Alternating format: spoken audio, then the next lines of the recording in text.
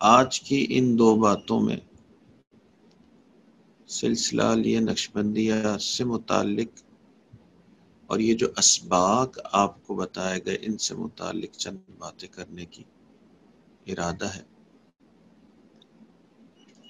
سلسلہ علیہ نقشبندیہ، اس کا نام نقشبندیہ اس لیے پڑا کہ اس سلسلے میں ایک بزرگ گزرے ہیں خواجہ بہاؤالدین نقشبند بخاری رحمۃ اللہ علیہ، اور کیونکہ حضرت نے اس کو فارملی اس سلسلے کو تدوین کیا، اس لیے اس سلسلے کا نام سلسلہ عالیہ نقشبندیہ پڑ گیا۔ اس سلسلے کے جو 35 اسباق ہیں اس میں سے پہلے 16 سبق یہ حضرت خواجہ بہاؤالدین نقشبند بخاری رحمۃ اللہ علیہ نے تجویز کیے، اور امام ربانی حضرت مجدد الثانی رحمۃ اللہ علیہ کے اس سلسلے میں داخل ہونے سے پہلے تک سارے مشائخ صرف 16 سبق ہی کرتے تھے، اور 16واں سبق مراقبہ معیت ہے، یہاں پہ آ کے سلوک مکمل ہو جاتا تھا سالک کا۔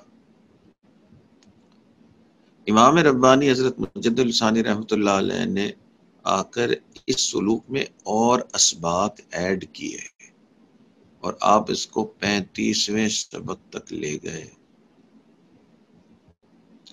تو آپ نے جب یہ سبق ایڈ کیے تو آپ کے شیخ خواجہ باقی باللہ رحمۃ اللہ علیہ فرماتے ہیں، اب شیخ فرما رہے ہیں اپنے مرید کے بارے میں کہ جی ان اسباق کو ایڈ کرنے کی وجہ سے، ان نئے اسباق کو شامل کرنے کی وجہ سے ہم پہلے تنگ گلی میں کھڑے تھے، شیخ احمد نے ہمیں ایک وسیع شاہراہ پہ ڈال دیا ہے۔ تو یہ 35 اسباق جو ہیں یہ اس طرح سے بنے۔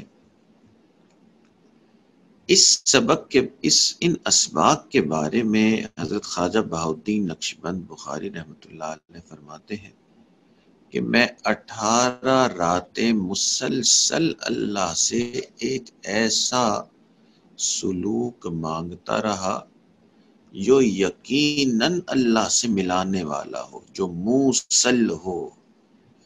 فرماتے 18 راتیں اللہ سے متواتر مانگنے کے بعد اللہ تعالیٰ نے یہ ترتیب دل میں القاء فرمائی اور یہ اسباق کی ترتیب بنی۔ اسی لیے خواجہ بہاؤالدین نقشبند بخاری رحمۃ اللہ علیہ فرماتے ہیں کہ اس سلوک میں کامیاب ہونے میں سالک کی اپنی سستی کے علاوہ اور کوئی رکاوٹ نہیں ہے۔ تو اگر سالک جو ہے وہ صرف سستی دور کر دے اور اپنے ان اسباق پہ نارمل چلے تو وہ اللہ سے بالکل مقرب بننے کا یہ راستہ سب سے زیادہ ہموار ہے۔ ہمارے سلوک میں اور دیگر سلاسل میں ایک فرق یہ ہے کہ باقی سلاسل میں شروع میں مجاہدے کروائے جاتے ہیں، تو مجاہدوں کے ذریعے سے سلوک باقی سلاسل کروائے جاتے ہیں۔ تو دوسرے سلاسل میں سالک جو بیعت ہوتا ہے اس کو کہا جاتا ہے کہ تم اپنے نفس کے خلاف کرو، ٹھنڈا پانی موجود بھی ہے تو بھی کہتے ہیں نہیں گرم ہی پیو، سایہ موجود ہے تو اس کو کہتے ہیں نفس کے خلاف کرو اور دھوپ میں ہی رہو، روزہ بھی رکھنا ہے تو پھر بھی کم کھاؤ، ایک کھجور پہ گزارا کرو۔ اس طرح کے مجاہدے دوسرے سلوک کے اندر۔ سلسلہ عالیہ نقشبندیہ میں سلوک جو ہے وہ مجاہدوں کے ذریعے سے نہیں بلکہ اتباع سنت کے ذریعے سے طے کروایا جاتا ہے۔ تو اتباع سنت تو سارے سلوک کے اندر موجود، مگر سلسلہ عالیہ نقشبندیہ کے اندر اتباع سنت کا زیادہ اہتمام ہے۔ اسی لیے نقشبندی مشائخ جو دیکھیں گے ان کے آپ سروں پہ پگڑیاں بھی دیکھیں گے تو ہاتھوں میں اسے بھی دیکھیں گے تو رومال بھی دیکھیں گے، تو ہر چیز میں اتباع سنت کا لحاظ ہوگا۔ امام ربانی حضرت مجد الثانی رحمۃ اللہ علیہ فرماتے ہیں کہ اب اتباع سنت کے علاوہ دل میں کوئی اور خواہش ہی نہ رہی۔ تو اس سلوک کو مشائخ نقشبند جو ہیں وہ اتباع سنت سے، اور اس اتباع سنت کی برکت سے جو ہے وہ پھر سالک جو ہے وہ یہ جو مجاہدات ہیں اس کو کرنے کے لیے تیار ہو جاتا ہے۔ دوسرے سلاسل میں مجاہدات پہلے کروائے جاتے ہیں۔ اسی لیے ہمارے سلوک کے اندر سالک کو پہلے مراقبہ اللہ اللہ کروایا جاتا ہے، بعد میں لا الہ الا اللہ کا ذکر کروایا جاتا ہے۔ دوسرے سلاسل میں لا الہ الا اللہ کا ذکر پہلے کروایا جاتا ہے اور مراقبات بعد میں آتے ہیں۔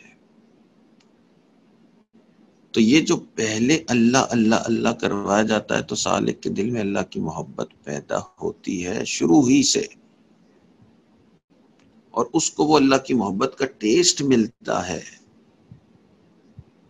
اس لیے حضرت مجد الثانی رحمۃ اللہ علیہ فرماتے ہیں کہ اس سلوک میں اندراج النہایہ فی البدایہ، کہ شروع میں ہی سالک کو جو ہے وہ جو اس کی اس سلوک کی نہایت ہے اس کو محسوس کر لیتا ہے، اس کو شروع میں بہت ہی زوردار قسم کا جذبہ آتا ہے اس مراقبہ کرنے کی وجہ سے۔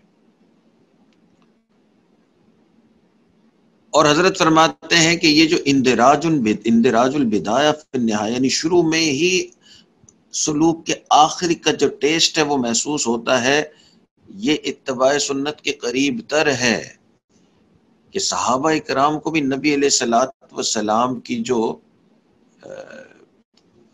آپ کی جو مبارک صحبت تھی اس سے آپ کو یہ محسوس شروع میں ہی ہونے لگتا تھا، ایک محبت شروع میں ہی جاگ اٹھتی تھی۔ تو اس لحاظ سے یہ سلوک سنت کے بہت قریب ہے۔ تو اس سلوک کے بارے میں مشائخ نے بہت ساری گفتگو کی، اور اس سلوک اس سلسلے میں بہت سارے اکابرین اس امت کے موجود مشہور اکابرین ہیں۔ چنانچہ شاہ ولی اللہ محدث دہلوی رحمۃ اللہ علیہ وہ بھی نقشبندی بزرگ تھے، حضرت کو جامع الاسانید بھی کہا جاتا ہے۔ یہ ہندوستان پاکستان یہ جو بر صغیر ہے اس کی ساری حدیث کی سندیں حضرت تک جا کے ملتی ہیں۔ تو شاہ ولی اللہ محدث دہلوی بھی سلسلہ عالیہ نقشبندیہ سے، حضرت مجدد الثانی رحمۃ اللہ علیہ سلسلہ عالیہ نقشبندیہ سے، حضرت شاہ غلام علی دہلوی یہ بھی سلسلہ عالیہ نقشبندیہ سے، اور حضرت شاہ غلام علی کے بارے میں حضرت تھانوی لکھتے ہیں کہ یہ 12ویں صدی کے مجدد تھے، تو یہ بھی سلسلہ عالیہ نقشبندیہ سے تھے۔ تو بڑے بڑے اکابر اس سلسلہ عالیہ نقشبندیہ سے منسلک رہے اور اس کے سلوک کو طے کیا۔ پچھلی صدی کے اندر بھی بہت بڑے بڑے اکابر گزرے جو اس سلوک سے منسلک رہے، اس سلسلے سے منسلک رہے۔ اس میں ایک بزرگ گزرے ہیں حضرت مولانا عبد الغفور مدنی رحمت اللہ علیہ، اور حضرت یہاں پاکستان میں پہلے تھے اور پھر مدینہ منورہ ہجرت کر گئے۔ حضرت فضل علی قریشی رحمت اللہ علیہ سے تعلق تھا، اس کے بعد حضرت خواجہ محمد سعید رحمت اللہ علیہ سے بھی ان کا تعلق۔ مدینہ منورہ ہجرت کر کے چلے گئے کہ آپ کو بڑا شوق تھا کہ وہیں آخری زندگی کا وقت گزرے۔ جب وہاں پہنچے تو کچھ دن تک گھر تلاش کرتے رہے اور گھر کی تلاش میں بڑی پریشانی ہوئی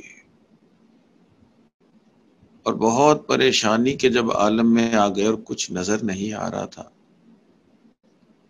تو جو گھر دیکھ رہے تھے ان گھروں میں سے ایک گھر کا فیصلہ کرنا تھا کہ کوئی ایک جگہ دیکھ لو. ذہن میں یہ بھی تھا کہ رہائش بھی رکھنی ہے اور جو ساتھی سلوک سیکھنے آتے ہیں ان کے لیے بھی کچھ جگہ ہو. تو لکھتے ہیں کہ جی سو گیا استخارہ کر کے کہ جی اب کون سی جگہ لینی ہے اور سمجھ میں نہیں آ رہا تھا اور وقت گزرتا جا رہا تھا تو پریشانی گھر کے اندر بھی بڑھتی جا رہی تھی. کہنے لگے کہ ایک گھر جو دیکھا تھا خواب میں دیکھا کہ نبی علیہ الصلوۃ والسلام تشریف لائے اور اس گھر کے دروازے پہ آپ نے لکھ دیا منزل اصحاب النقشبندیہ کہ یہ جگہ ہے نقش بندی لوگوں کی یا نقش بندی ساتھیوں کی رہنے کی جگہ. محبت انوار المحمدیہ اور یہ وہ جگہ ہے جہاں محمد صلی اللہ علیہ وسلم کے انوارات نازل آئیں گے. تو اس سلسلے میں بڑے بڑے اکابرین گزرے ہیں اور اس سلسلے کے اکابرین نے خوب اتباع سنت کا اہتمام کیا اور رد بدعت پہ کام کیا کہ کسی بھی طرح سے بدعت کو اس کے اندر داخل ہونے نہیں دیا. اور حضرت مجد الثانی رحمۃ اللہ علیہ فرماتے ہیں کہ اس سلوک کا طریقہ بھی اقرب الی السنت ہے کہ اس میں ملنے والی کیفیت بھی سنت کے زیادہ قریب ہے.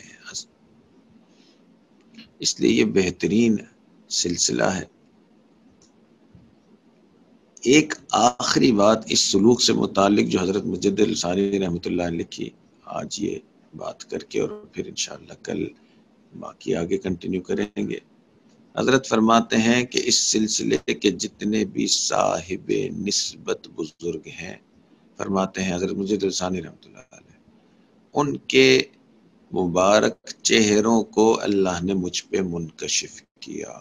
قیامت تک آنے والے جتنے بھی صاحب نسبت اس سلوک سے آنے والے بزرگ کے چہروں کو اللہ نے مجھے دکھایا اور آپ نے فرمایا کہ امام مہدی رضی اللہ عنہ بھی اسی سلوک سے ہوں گے.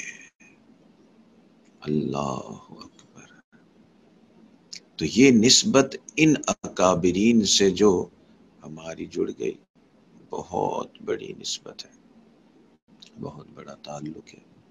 اللہ تعالیٰ اس تعلق کی قدر کرنے کی توفیق عطا فرمائے. اس لیے سالکین کو یہ کہا جاتا ہے کہ جو اسباق دیے جاتے ہیں ان کو پوری توجہ کے ساتھ پورے شوق کے ساتھ کریں اور ان میں آگے بڑھنے کی کوشش کریں. اللہ تعالیٰ ہمیں یہ توفیق نصیب فرمائے اور اپنا خاص قرب عطا فرمائے. وآخر دعوانا ان الحمدللہ رب العالمین. جزاکم اللہ.